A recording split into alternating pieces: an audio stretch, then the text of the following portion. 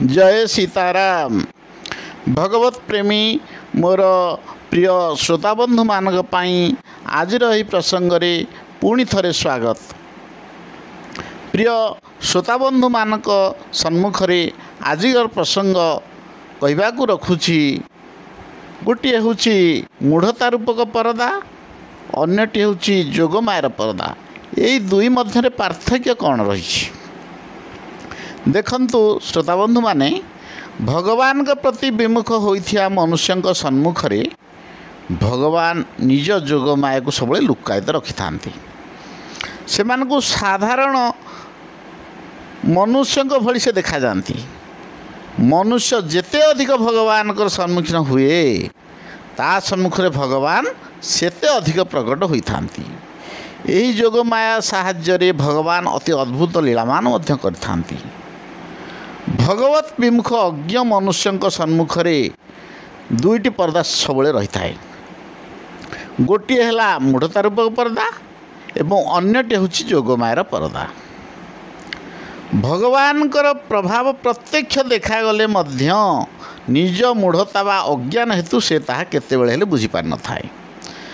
आपण माने समस्ते जानिथिबे, द्वापर जुगरे जेतेबेले महाभारत चलथिला, कौरसभा तले द्रौपदी वस्त्रहरण होइथिला। दुशासन द्रौपदी वस्त्रहरण करने को पूर्ण बल खटाई, किंतु तांकर बाहु थकी पड़ता। किंतु शेष समय पर्यंत शाढ़ी शेष है नाही। यही भाव में सभा मध्य भगवान प्रत्येक रूप में निजर ऐश्वर्य प्रकट कले, किंतु निजर मूर्खता बा अज्ञान हेतु दुशासन, दुर्योधन, कर्ण इत्यादि उपरे ए घटनार कौन प्रभाव पड़ला नहीं। से माने जानी पारिले नहीं जे द्रौपदी भगवान को डाकिबार एते चमत्कारिता प्रकाश पाइला। गोटे नारीर आमे माने वस्त्रहरण करि पारिल नाही। तेबे आउ कौन आमे करि परिबा? ये दिग को सेमानकर दृष्टि भी गला नहीं। भगवान कर प्रभाव प्रत्यक्ष भाव में प्रकटित होगा सत्वे सेमाने मध्य ताहा केबे हेले भी जानी पारले नहीं। तेणु श्रोताबंधु माने जानिबा दरकार, जीव सबुले निजर मूढ़ता बा अज्ञान दूर करदेले ताकू सबुले कौन हुए ना आत्मस्वरूप बा परमात्म तत्वबोध हो जाए। किंतु भगवान कर दर्शन केबे हेले मिले नहीं। भगवान निज जोगमायर परदा दूरीभूत कले जाई भक्त को तांकर दर्शन मिल जाए। निज अज्ञान नाश करिवा जीव हातर कथा। जेतेबेले भक्त भगवान को सम्मुखीन होगा चाहिए सेतेबेले से अज्ञान नाश करने को चेष्टा करता है। अज्ञान नाश तो जीव भक्तर ता निज हातर कथा, किंतु जोगमाया को दूरीभूत करवा भक्तर केतेबेले निज हातर कथा नुहे।